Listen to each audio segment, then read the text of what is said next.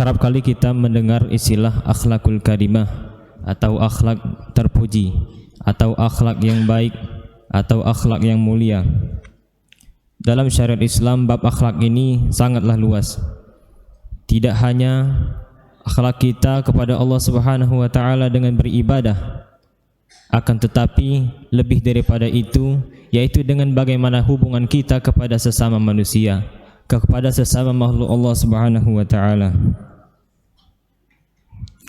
Tidaklah seseorang itu dikatakan orang yang berakhlak mulia.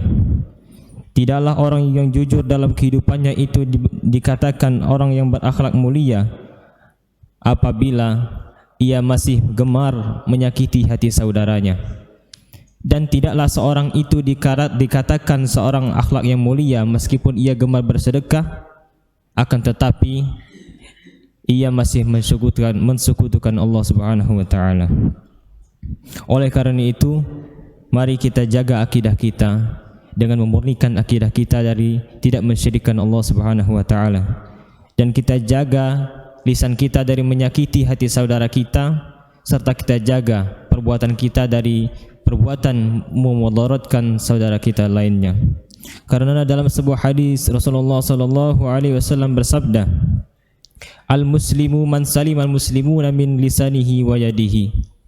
Orang muslim itu adalah selamat orang muslim lainnya dari kejahatan lisan dan kejahatan tangannya. Ini menunjukkan bahwasanya akhlak ini sangatlah penting. Apabila akhlak seorang baik, maka tentu akhlaknya, perbuatannya sebagai cerminan dari seorang pribadi muslim itu akan baik dan dicontoh oleh orang-orang lainnya. Tidak hanya dicontoh oleh orang muslim sebagaimana sepatutnya, dan tentu ini akan menjadi contoh dan dakwah kepada saudara-saudara kita yang notabene bukan beragama Islam.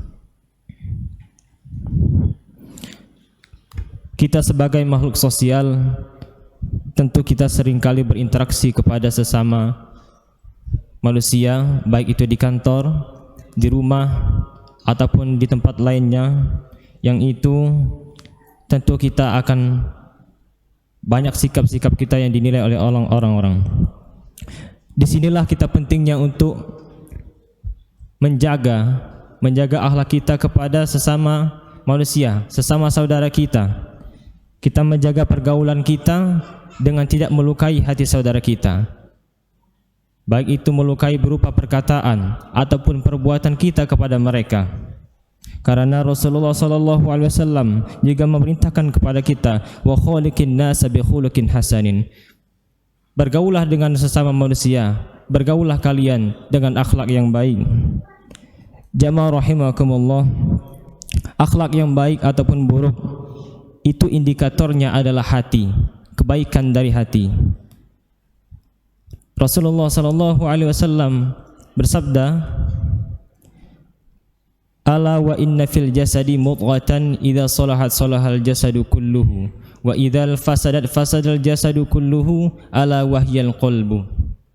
Kata Rasulullah, ketahuilah di dalam tubuh seorang manusia itu ada segumpal daging, yang mana apabila daging itu baik, maka akan baiklah seluruh tubuhnya, dan sebaliknya apabila daging itu buruk, maka tentu akan buruklah seluruh perbuatannya.